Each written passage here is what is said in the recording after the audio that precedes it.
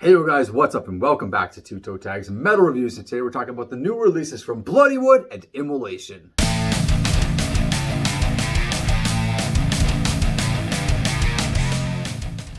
So IMMOLATION today dropped Acts of God and BLOODYWOOD dropped Rakshak.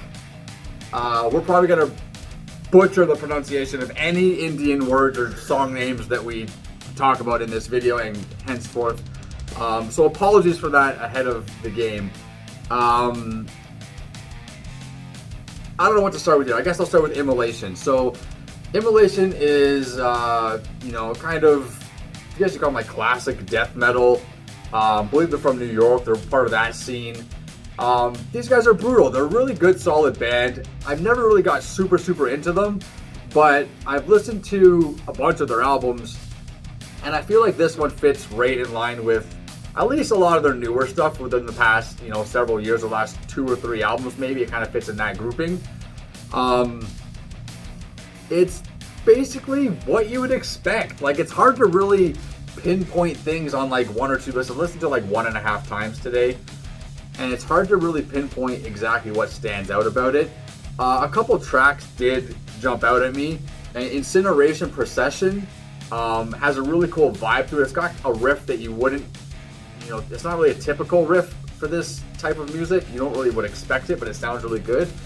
And then the song right after that was called Broken Prey. It was also a really cool track. Again, I didn't have really a good chance to put a really focused listen on it, but I did like everything I heard. I think it was pretty solid through and through. I wish I was able to really put a little bit more emphasis on my listen so I can at least give you guys a little bit more substance with my thoughts about it. But overall, I do think it was pretty solid. Yeah, I'm in a similar boat. I mean, I wasn't really able to write much about this album. Is that to a fault? I don't know, because it's a pretty straightforward death metal album. That's just kind of what it is. That's what this band is. But that doesn't mean it's bad. It's still good. Nice riffs. There's one specific thing I noticed that I thought was really cool, is that the second last track is this kind of like short transition, and it's all quiet. It's got this melodic concept that comes to in the following track, which is the last track of the album. And I thought that was really cool. Yeah. Other than that, though, I didn't really have anything to write about, but it was still a good album. I enjoyed listening to it. Yeah, I think that for albums like this, on the surface, they feel very kind of just normal, and it'll take a few listens probably to really be able to appreciate what it has to offer, I think. But Rakshak. So BLOODYWOOD has been kind of blowing up lately. Kind of. Yeah. I think they're definitely blowing up. They're definitely blowing up. We're getting a lot of traction on the channel because of this band. We've reacted to 1 or 2 videos. 2. We reacted to 2 videos. Right, because, the time, okay. So yeah, we reacted to a couple videos.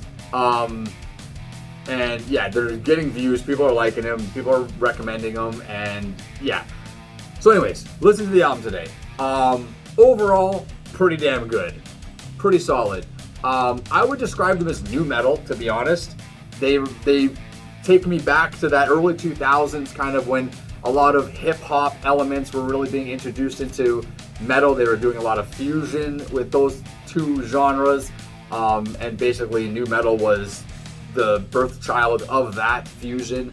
That's what's there. Basically, you have this metal band with a guy that raps, and they have this dual vocal situation similar to Linkin Park, which is something I described them as before. We have a guy that screams and a guy that raps.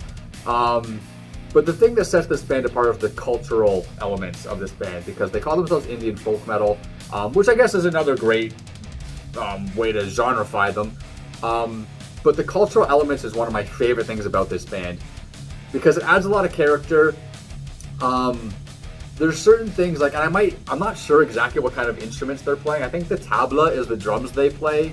It's like the Indian drums, and the bansuri is the flute they play. I might be wrong about these things. There might be other instruments that they're actually using, but these elements that they're incorporating in there, among other things too, really add an interesting feel to this band. And it's actually something that I've wanted my whole life, because I've always been a fan of Bollywood. I've always liked and been fascinated with Bollywood. I've always loved the singing, I've loved the dancing, the choreography that Bollywood's brought to the table as far as entertainment goes, and I've always thought this would be sick if it was with metal.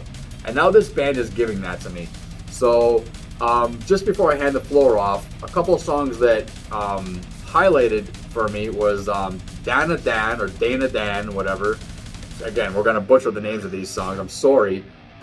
This song is a highlight track. It's super aggressive, super raw. We just did a reaction to the video that they just dropped, so check that out for more thoughts on that. But the last song of the album, Chocolate, fuck, I'm so sorry. It's the last song of the album, but this one has the most Bollywood going for it, and I fucking love that. I think that's awesome.